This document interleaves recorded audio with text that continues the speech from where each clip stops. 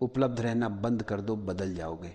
मनुष्य का सबसे बड़ा भ्रम यही है कि जितना वह दूसरों के लिए उपलब्ध रहेगा उतना वह मूल्यवान बन जाएगा। लेकिन सच्चाई यह है कि जितना तुम उपलब्ध रहते हो उतना ही लोग तुम्हें साधन समझने लगते हैं, इंसान नहीं। लोग तुम्हारे समय को अपना हक समझ लेते हैं, तुम्हारी ऊर्जा को अपनी जेब, तुम्हारी भावनाओं को खिलौना और तुम्हारी उपस्थिति को मुफ्त सेवा की तरह। धीरे धीरे तुम खुद को खो देते हो, क्योंकि हर किसी के लिए उपलब्ध रहते रहते तुम खुद के लिए उपलब्ध रहना भूल जाते हो।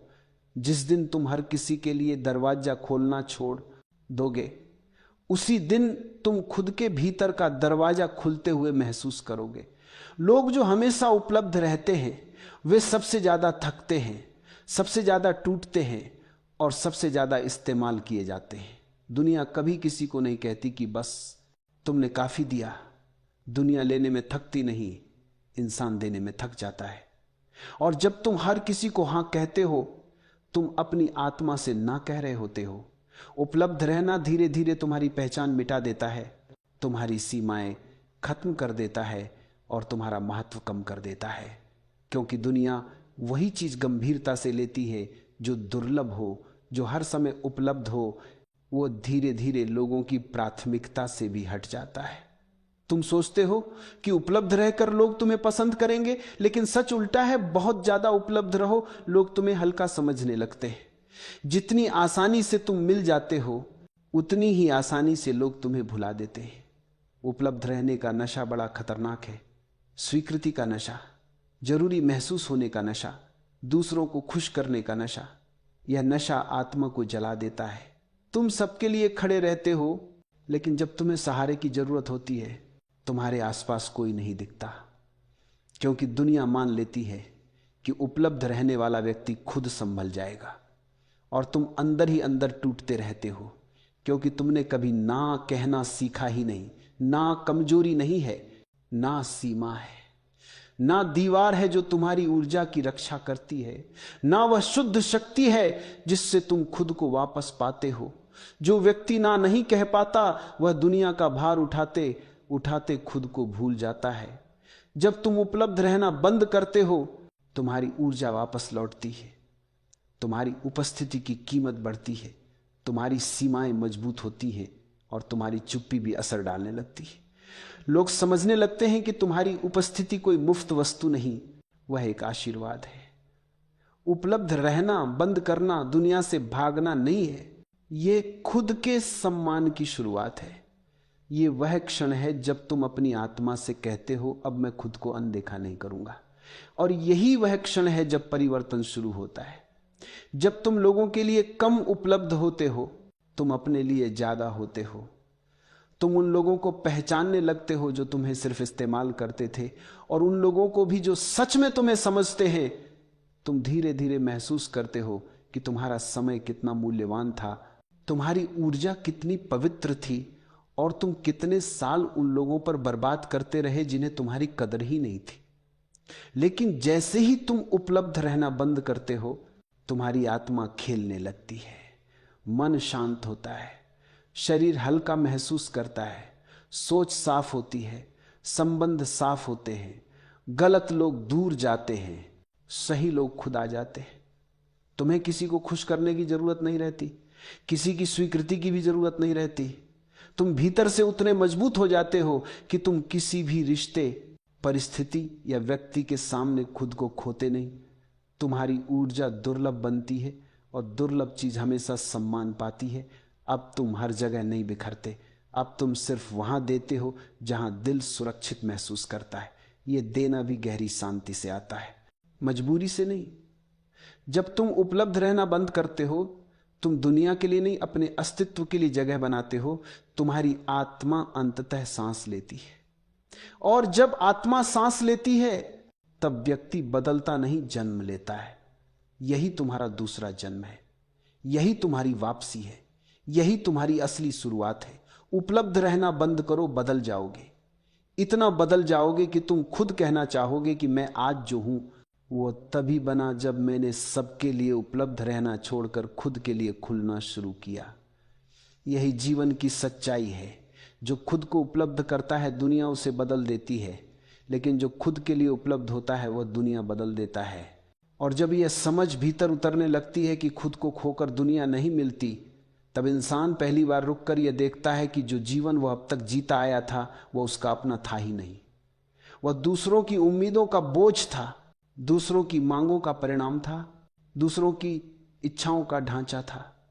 और उपलब्ध रहना इसी बोझ का सबसे भारी भाग है। तुम दूसरों की छाया में जीते जीते अपनी धूप भूल जाते हो, लेकिन जैसे ही तुम ये तय करते हो कि अब तुम्हारी ऊर्जा का उपयोग तुम खुद तय करोगे, दुनिया अचानक असहज हो जाती है। जो लोग तुम्हें हर वक्त पास पाकर अभ्यस्त हो चुके थे वे बेचैन होने लगते हैं। उन्हें तुम्हारी नहीं, तुम्हारी उपलब्धता की आदत थी, और आदत जब टूटती है लोग असली चेहरे दिखाने लगते हैं। यही वह पल है जब तुम पहचानते हो कि कौन तुम्हें दिल से चाहता था और कौन तुम्हें अपनी सुविधा के लिए चाहता था। और इस पहचान का दर्द भी सुंदर है, क्योंकि यह तुम्हें सत्य की ओर करीब लाता है। जब तुम उपलब्ध रहना बंद करते हो, तुम किसी को ठुकरा नहीं रहे होते, तुम खुद को चुन रहे होते हो। यही चयन तुम्हें मजबूत बनाता है। यह मजबूती भीतर से उठती है, बाहर से नहीं। बाहर की दुनिया तुम्हारी अनुपस्थिति से परेशान हो सकती है, लेकिन तुम्हारा भीतर उसकी वजह से शांत होने लगता है। और जब इंसान इस पकड़ से बाहर कदम रखता है, तभी वह पहली बार अनुभव करता है कि भीतर एक ऐसी रोशनी है जो कभी बुझी ही नहीं थी। बाहर की दुनिया ने उसे धुंधला कर दिया था, लेकिन बुझाया नहीं था। बाहर के मोह ने आंखों पर आवरण डाल दिया था, लेकिन भीतर का सत्य हमेशा चुपचाप प्रतीक्षा करता रहा। यही प्रतीक्षा तुम्हें बुलाती रहती है, कभी हल्की सी बेचैनी बनकर, कभी गहरी खामोशी बनकर, कभी अचानक ये एहसास बनकर कि जितना भी बाहर भागो अंत में लौटना अंदर ही है। इस अंदर लौटने का मार्ग बहुत सरल है, लेकिन मन उसे कठिन बना देता है। मन कहता है कुछ और पालो, कुछ और हासिल कर लो, कोई और संबंध बना लो, कोई और मंजिल चुन लो। मन का यह कुछ और कभी खत्म नहीं होता, और इसी अनंत खोज में मनुष्य खुद को खो देता है। जब तक कुछ और की चाह है तब तक माया है, जब तक माया है तब तक मोह है, और जब तक मोह है तब तक मन अस्त व्यस्त रहेगा। मन का असली बोझ वस्तुओं से नहीं आता, बोझ इच्छाओं से आता है। इच्छा का वजन किसी पहाड़ से भी भारी होता है, क्योंकि यह मन की जड़ों में चिपक जाता है। एक बार यह जड़ पकड़ ले तो फिर व्यक्ति सांस लेते हुए भी भारी महसूस करता है, चलता हुआ भी थका महसूस करता है, और सब कुछ होते हुए भी खाली लगता है। उसी खालीपन को भरने के लिए मन और पकड़ बढ़ा देता है, और यही पकड़ धीरे धीरे दुख का रूप ले लेती है। दुख कभी बाहर से नहीं आता, दुख हमेशा पकड़ से आता है। पकड़ जितनी गहरी, दुख उतना गहरा। और जब पकड़ टूटती है तब दुख खुद गिर जाता है। जैसे हवा में उड़ा हुआ पत्ता बिना आवाज के जमीन पर गिर जाए। मोह को गिराने के लिए लड़ना नहीं पड़ता, समझना पड़ता है। जैसे बच्चे को यह समझ आ जाए कि खिलौना मिट्टी का है तो वह खुद छोड़ देता है। उसी तरह जब इंसान देख लेता है कि जिस चीज को वह जीवन मरण का प्रश्न बनाकर पकड़ रहा है वह अस्थाई है, नश्वर है, बदलने योग्य है, तो पकड़ स्वतः ढीली होने लगती है। यह ढीलापन ही मुक्ति की पहली सांस है। इस सांस को महसूस करो। यह वही सांस है जो तुमने जन्म के क्षण ली थी, एकदम स्वच्छ, एकदम हल्की, एकदम स्वतंत्र। बाद में दुनिया ने उस पर परतें चढ़ा दी, इच्छाओं की परत, डर की परत, समाज के नाम की परत, पहचान की परत, जीत हार की परत। इन परतों के नीचे तुम दबते गए, घिरते गए, उलझते गए, और एक दिन अचानक तुम्हें लगा कि तुम भूल गए हो कि तुम कौन थे। लेकिन सत्य यह है कि तुम कभी नहीं भूले थे, तुम्हें बस याद दिलाना था। ये याद दिलाने की प्रक्रिया ही मुक्ति है। मुक्ति किसी पर्वत की चोटी नहीं, ये मन की सफाई है।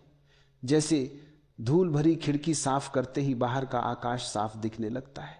आकाश पहले से बदला नहीं था, सिर्फ खिड़की साफ हुई थी। उसी तरह जब अंदर की धूल हटती है तब तुम दुनिया को पहली बार वास्तविक रूप में देखते हो। दुनिया वही रहती है, लेकिन देखने वाला बदल जाता है, और दुनिया देखने वाले की आंखों से ही बनती है। यदि देखने की आंख में मोह है तो हर वस्तु बंधन बनेगी। यदि देखने की आंख में जागृति है तो हर वस्तु स्वतंत्रता बन जाएगी। यह जागृति कोई अचानक बिजली की तरह नहीं आती, यह धीरे धीरे मन की परतों को हटाते हुए भीतर उतरती जाती है। कभी एक छोटी घटना, कभी एक हल्की सी पीड़ा, कभी एक शांत शाम, कभी ध्यान का एक गहरा पल, कुछ भी इस जागृति का द्वार बन सकता है। लेकिन द्वार तभी खुलता है जब तुम तैयार हो।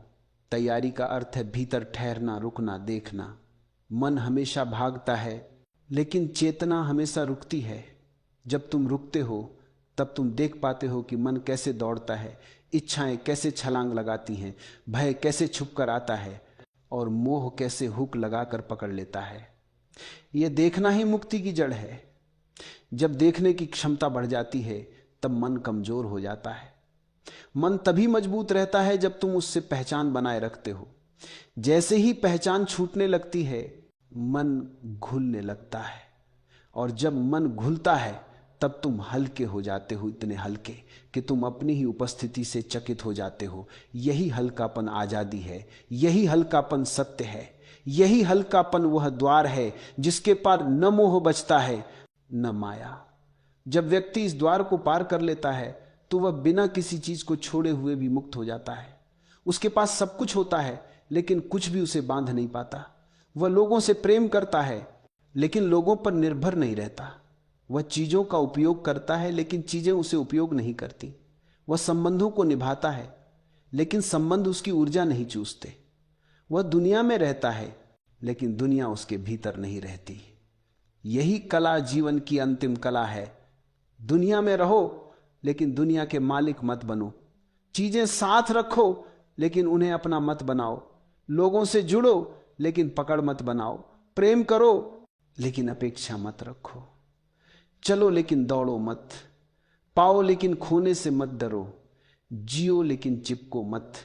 यही वह संतुलन है जिसमें जीवन अपनी सबसे सुंदर आकृति प्रकट करता है। और जब यह आकृति प्रकट होती है तभी तुम अपने वास्तविक रूप में उतरते हो, जहां कोई जंजीर नहीं, कोई पकड़ नहीं, कोई भ्रम नहीं, बस एक शांत विशाल असीम अस्तित्व जो सब कुछ देखता है और कुछ भी पकड़ता नहीं। इसी न पकड़ने में वास्तविक शक्ति है, इसी न चिपकने में वास्तविक स्वतंत्रता है, और इसी स्वतंत्रता में मोह और माया स्वतः समाप्त हो जाते हैं।